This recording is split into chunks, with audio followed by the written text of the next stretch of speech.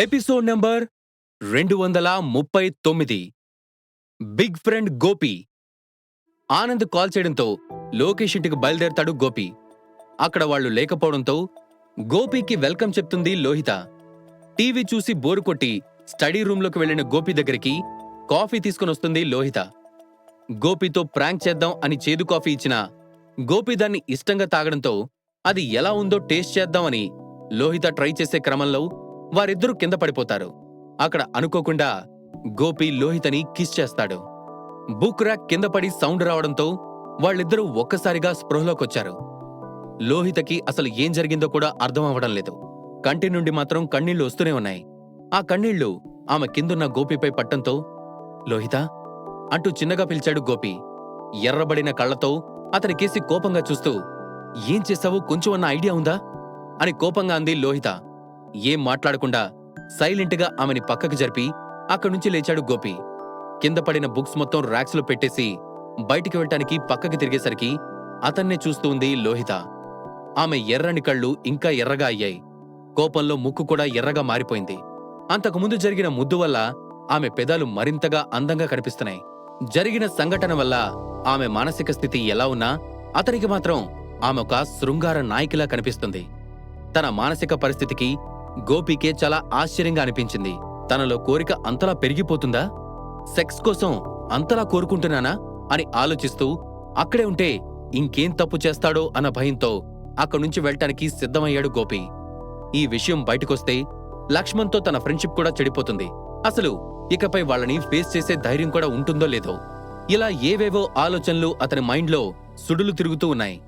గోపి బయటికి వెళ్టానికి డోర్ వైపు తిరిగేంతలో ఎక్కడికి వెళ్తున్నావ్ అని ఏడుపు గొంతుతో అడిగింది లోహిత. ఆమె కళ్లల్లో ఇంకా కన్నీళ్లున్నాయి. ఇంటికి వెళ్తున్నాను, మళ్ళీ ఎప్పుడైనా వస్తాను అని చిన్నగా చెప్పాడు గోపి. మళ్ళీ రావడమా? తనకి అవకాశం ఉందా? అసలు ఎలా వస్తాడు? ఫ్రెండ్ అని నమ్మకంతో వస్తే తెలియకుండా అడ్వాంటేజ్ తీసుకోవడానికి ట్రై చేశాడు. తనని వాళ్లు క్షమిస్తారా అంటూ గోపి మనసు అతన్ని క్వశ్చన్ చేసింది. చేసిన తప్పుకి పనిష్మెంట్ తీసుకోకుండానే వెళ్ళిపోతావా అని అడిగింది లోహిత. ఆమె ఫ్యామిలీ బ్యాక్గ్రౌండ్ చాలా పవర్ఫుల్. ఆమె దగ్గరికి రావాలంటేనే చాలా మంది భయపడతారు. అలాంటిది ఆమె నోటు నుండి పనిష్మెంట్ అన్న పదం రావడంతో ఆశ్చర్యంగా భయంగా ఆమె వైపు చూశాడు గోపి. ఆమె కంట్లో నీళ్లు చూడగానే గోపికి బాధగా అనిపించింది.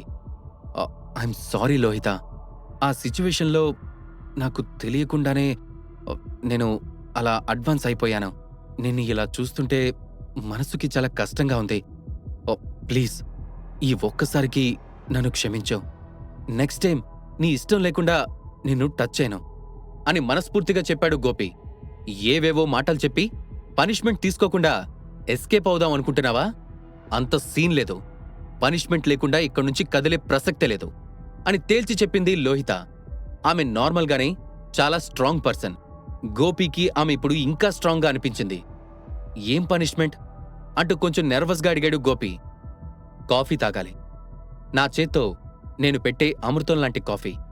1 కాదు 2 కాదు 5 కాఫీలు తాగాలి అని నవ్వుతూ కిందకు వెళ్ళిపోయింది లోహిత. గోపి భయం చూస్తుంటే ఆమెకి చాలా కామెడీగా అనిపించింది. ఆ బుక్ ముందు పెట్టుకుని అలానే స్టడీ రూంలో కూర్చొనున్నాడు గోపి. కాఫీ అంటూ గోపి వైపు సీరియస్గా చూస్తూ కప్పతనికిచ్చింది లోహిత. ఆమె వైపు చూస్తూ భయం భయంగా కాఫీ సిప్ చేశాడు గోపి. అతని ఫేస్లో ఎక్స్ప్రెషన్ మొత్తం మారిపోయింది. ఆ కాఫీ చాలా టేస్టీగా ఉంది. ఈసారి దానిలో షుగర్ కూడా యాడ్ చేసింది లోహిత. నువ్వు ఎక్స్పెక్ట్ చేసినట్టు కాఫీ ఇస్తే దానిలో పనిష్మెంట్ ఏముంటుంది? నేను ఏ కాఫీ ఇస్తానో అని ఆలోచిస్తూ ఒక టెన్షన్ ఎక్స్ప్రెషన్తో కాఫీ సిప్ చేసావు చూడు, ఆ టెన్షనే నా పనిష్మెంట్. అది నచ్చకపోతే చెప్పు. ఇంట్లో సబీనా పౌడర్ కూడా ఉంది, దాంతో కాఫీ ఇంకా సూపర్గా ఉంటుంది. మరో కాఫీ కోసం రెడీగా ఉండు అని గోపి రియాక్షన్ కోసం చూడకుండా కప్ తీసుకుని కిందకు పరిగెత్తింది లోహిత. పిచ్చి పిల్ల అని నవ్వుకొని స్టడీ రూంలో బుక్ చదువుతూ ఉన్నాడు గోపి.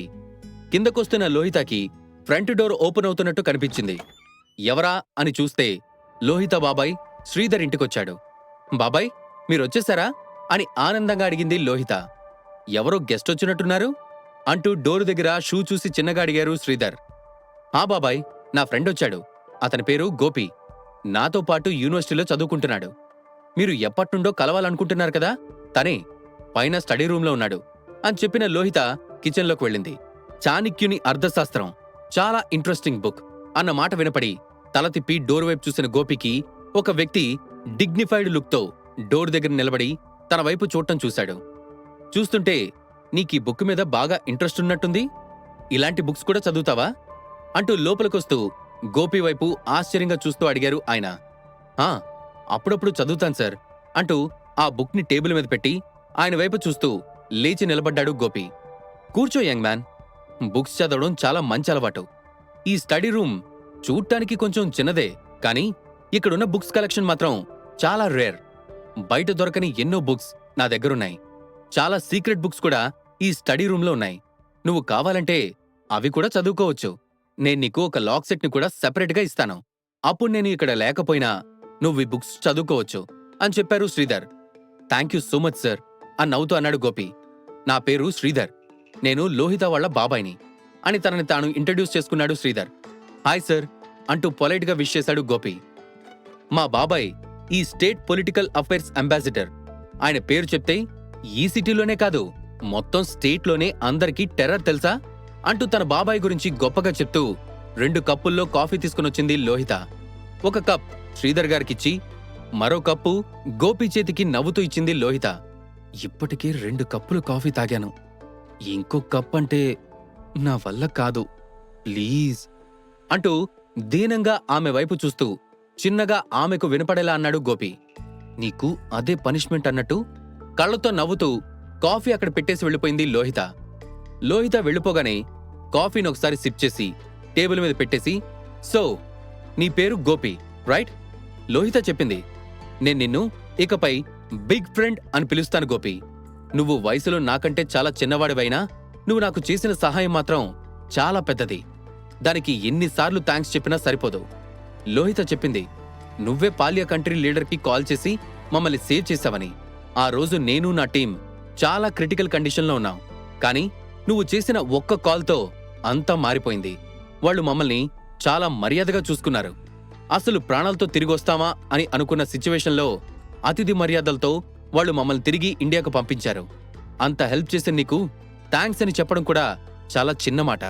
నువ్వు మా లైఫ్ని సేవ్ చేసిన గాడ్వి అని చాలా ఎమోషనల్గా అన్నారాయన.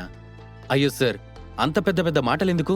నాకు ఆ కంట్రీ లీడర్తో పరిచయం ఉండడంతో నేను మీకు హెల్ప్ చేయగలిగాను అంతే అని, అది పెద్ద విషయం కాదు అన్నట్టు నార్మల్గా చెప్పాడు గోపి. ఈ రోజుల్లో కొందరు గవర్నమెంట్ ఆఫీసుల్లో చిన్న క్లర్క్ తెలిస్తేనే ఏదో పెద్ద పెద్ద పరిచయాలున్నట్టు గొప్పగా బిహేవ్ చేస్తారు. అలాంటిది మరొక కంట్రీ కింగ్తో ఉన్న పరిచయాన్ని కూడా సింపుల్ విషయంలా, చేసిన హెల్ప్కి క్రెడిట్ కూడా అవసరం లేదు అన్నట్టున్న గోపి క్యారెక్టర్ శ్రీధర్ గారికి చాలా బాగా నచ్చింది. మీకు తెలియదు బిగ్ ఫ్రెండ్, అసలు రీజన్ ఏంటో నాకు తెలియదు, కానీ మన కంట్రీకి పాల్య కంట్రీకి అధికారకంగా ఏ విధమైన దౌత్య సంబంధాలు అంటే ఫారెన్ అఫైర్స్ లేవు. మనం కూడా ఆ వైపుగా ఎప్పుడూ ఆలోచించలేదు. కానీ మొదటిసారిగా ఆ రోజు నేను నా టీం వాళ్లతో 2 కంట్రీస్ మధ్య రిలేషన్ గురించి మాట్లాడాం. అండ్ వాళ్ళు కూడా ఆలోచిస్తాము అని పాజిటివ్గా రియాక్ట్ అయ్యారు. అండ్ మా టీం ఇంకా మా కంట్రీ లీడర్స్ అందరూ కూడా డిప్లొమాట్గా అది నా విక్టరీ అంటూ గొప్పగా పొగిడారు. కానీ అసలు పాల్యా ఇండియా కోసం గేట్స్ తెరిచింది అంటేనే దీనికి రీజన్ నువ్వు, అండ్ ఈ విక్టరీ కూడా నీదే అంటూ మరోసారి గోపిని పొగిడాడు శ్రీధర్. పాలియాతో అఫైర్స్ ఎస్టాబ్లిష్ చేసిన కారణంగా శ్రీధర్ పొలిటికల్ ఇమేజ్ చాలా పెరిగింది. అందుకే ఆయనకి గోపి పట్ల చాలా గ్రాటిట్యూడ్ ఉంది. సార్, మీకు మరోసారి చెప్తున్నాను, ఇందులో నేను చేసింది ఏమీ లేదు, జస్ట్ చిన్న మాట సాయం అంతే. ఆ పైన మొత్తం మీ ఇంటెలిజెన్స్, మీ టీం క్రెడిబిలిటీ మాత్రమే ఈ సక్సెస్కి రీజన్స్. నన్ను మీరు ఫ్రెండ్గా అనుకున్నారు. ఫ్రెండ్కి హెల్ప్ చేయడం పెద్ద విషయం కాదు. అలానే ఫ్రెండ్స్ మధ్య థ్యాంక్స్, సారీ అనే మాటలు ఉండకూడదు అని నవ్వుతూ అన్నాడు Gopi. Okay okay big friend, నీ ఇష్టం. ఈ మధ్య నాకు ఇంకొక న్యూస్ తెలిసింది. అదేంటంటే పాలియా మన కంట్రీతో ఏ విధమైన రిలేషన్లో ఎందుకు లేదు అంటే, పాలియాకి అటువైపున్న మన శత్రుదేశం పాలియా మనతో కలవకుండా అడ్డుపడుతూ ఉందని. అయితే తమ కంట్రీ డెవలప్మెంట్ కోసం ఇప్పుడు పాలియా మనతో చేరడానికి సిద్ధంగా ఉంది. ఇదొక రకంగా మన శత్రుదేశంపై మన విజయం లాంటిదే. అలానే మనం కూడా పాలియాకి ఫుల్ సపోర్ట్ ఇవ్వడానికి సిద్ధంగా ఉన్నాం అని గోపితో చెప్పారు శ్రీధర్. ఆ మాటలు విని ఆయన వైపు ఆశ్చర్యంగా చూశాడు గోపి. శ్రీధర్ చిన్న స్మైల్ ఇచ్చాడు. కాఫీ ఇచ్చేసి బయటకొచ్చిన లోహిత ఎంతసేపటికి గోపి శ్రీధర్లు బయటికి రాకపోవడంతో అంతలా ఏం మాట్లాడుకుంటున్నారు? ఒకటే ఏజ్ గ్రూప్ కూడా కాదు కదా. అంతలా ముచ్చట్లు ఏముంటాయా అని ఓ తెగ ఆలోచించేసి అదేంటో చూద్దాం అన్నట్టు స్టెప్స్ దగ్గరికి వెళ్లే అంతలో బయటికి వెళ్లిన లక్ష్మణ్, లోకేష్, ఆనంద్, అస్మిత రావడంతో వారితో మాట్లాడుకుంటూ కూర్చుంది. ఫ్రెండ్స్ వచ్చారు అని తెలియడంతోనే కిందకొచ్చాడు గోపి. అతని చూడగానే ఎదురుగా వెళ్లి హగ్ చేసుకున్నాడు లోకేష్. లక్ష్మణ్, ఆనంద్ని గోపి నవ్వుతూ విష్ చేశాడు. అస్మిత మాత్రం గోపి వైపు ఆశ్చర్యంగా చూసింది. జేఎన్టీయూ యూనివర్సిటీ ఫంక్షన్లో గోపి గెస్ట్ ప్లేస్లో ఎలా ఉన్నాడా అని ఆమెకింకా ఆశ్చర్యంగానే ఉంది. అంతేకాకుండా ఆమెకి గోపి అంటే మంచి అభిప్రాయం లేదు. ఎప్పుడూ కూడా అతను తమ స్టేటస్ కంటే తక్కువ అన్నట్టు చూస్తుంది. డిన్నర్ టైం అవడంతో అందరూ కలిసి డిన్నర్కి బయలుదేరారు. అయితే శ్రీధర్కి మధ్యలో వర్క్ ఉండడంతో తన స్టాఫ్తో వెళ్తూ, బిగ్ ఫ్రెండ్, నీకెప్పుడు బుక్స్ చదవాలి అనిపించినా వెంటనే మన ఇంటికొచ్చేయ్. ఇద్దరం కలిసి డిస్కస్ చేసుకుంటూ చదువుకోవచ్చు. మనిద్దరి ఇంట్రెస్ట్లు కూడా చాలా సిమిలర్గా ఉన్నాయి. All the best big friend అంటూ మరోసారి స్పెషల్గా గోపిని అప్రిషియేట్ చేసి వెళ్ళాడు. రేయ్, నేను చూస్తుంది నిజమేనా? మా బాబాయ్ వీణ్ణి బిగ్ ఫ్రెండ్ అంటున్నాడు. ఎరా, ఏం మందు పెట్టావు మా బాబాయ్కి? నిన్ను ఫ్రెండ్ అనేస్తున్నాడు? నార్మల్గా ఎవరితోనూ ఎక్కువ కలవని తన బాబాయ్ బిహేవియర్ గుర్తొచ్చి నవ్వుతూ అడిగాడు లోకేష్. లోహితకి తప్ప ఇంకెవరికీ తెలియదు గోపి శ్రీధర్కి చేసిన సహాయం. చేసిన పని చెప్పుకునే అలవాటు గోపీకి లేదు. ఇంతవరకు చెప్పే అవకాశం లోహితకి రాలేదు. అదేం లేదురా బాబు, సార్ వచ్చేసరికి నేను స్టడీ రూంలో బుక్ చదువుతూ ఉన్నాను, అందుకే అలా అన్నారు. రీడింగ్ విషయంలో మేం చాలా సిమిలర్గా ఉన్నాంలే అని నవ్వుతూ అన్నాడు గోపి. ఏదైనా సరే నీ టేస్టు చాలా వెరైటీగా, స్ట్రాంగ్గా ఉంటుందిరా, నువ్వు చాలా స్పెషల్ అంటూ గోపి వైపు అడ్మైరింగ్ గా చూశాడు లోకేష్. నీకు ఎలానో ఆయనతో ర్యాపో ఉంది. అలానే మిగిలిన లీడర్స్, పబ్లిక్ ఫిగర్స్ తో కొంచెం సోషల్ గా మూవ్ అవడం నేర్చుకుంటే నీ ఫ్యూచర్ కి యూజ్ అవుతుంది. వాకింగ్ కి రావడం అలవాటు చేసుకో. చాలా పరిచయాలు అక్కడే స్టార్ట్ అవుతాయి. లోహిత, లోకేష్లను కూడా నేను తీసుకుని వస్తాను అని అన్నాడు లక్ష్మణ్. ఆ మాటలకి ఫ్రెండ్స్ వైపు చూస్తూ మొహమాటంగా ఒక నవ్వు నవ్వాడు గోపి. లోకేష్ డ్రైవ్ చేస్తున్న కార్ గ్రాండ్ కాకతీయ హోటల్ వైపు వెళ్తుంది. హోటల్ గ్రాండ్ కాకతీయ వైజాగ్ సిటీలోని ఒక ప్రెస్టీజియస్ హోటల్. కాకతీయ గ్రూప్స్ కి చెందిన హోటల్ అది. కాకతీయ గ్రూప్ వైజాగ్ సిటీలో ఒక పెద్ద బిజినెస్ గ్రూప్. అయితే వ్యాపారంలో నష్టాలు రావడంతో వారి బిజినెస్ పూర్తిగా కొలాప్స్ అయిపోయింది. కాకపోతే కాకతీయ హోటల్ మాత్రం వేరే షేర్ హోల్డర్స్ చేతిలో సక్సెస్ఫుల్ గా రన్ అవుతుంది. హోటల్కి వెళ్లే దారిలో వాళ్లు వెళ్లేది లక్ష్మణ్, లోకేష్ల సూపర్ సీనియర్ అయిన కమల్ బర్త్డే ఫంక్షన్ కోసమని. అతను గ్రాండ్ కాకతీయ హోటల్లో చాలా గ్రాండ్ గా పార్టీ అరేంజ్ చేశాడని అతనికి తెలిసింది. గోపి ఫ్రెండ్స్ దృష్టిలో మిస్టర్ కమల్ చాలా ఫేమస్ పర్సన్. ఫ్రెండ్స్ అందరికీ కూడా అతనంటే చాలా అభిమానం. వాళ్ళందరూ చిన్నపిల్లలుగా ఉన్నప్పటి నుంచి కూడా కమల్ అంటే చాలా ఇష్టం. అతన్ని వాళ్ళు లీడర్ గా అభిమానిస్తూ అతన్ని ఫాలో అయ్యేవారు. స్టడీస్ లో కూడా కమల్ టాప్ లో ఉండటంతో అతన్ని ఒక రోల్ మోడల్ గా ఫీల్ అయ్యేవారు. గ్రాండ్ కాకతీయ హోటల్లో ఏం జరగబోతుంది?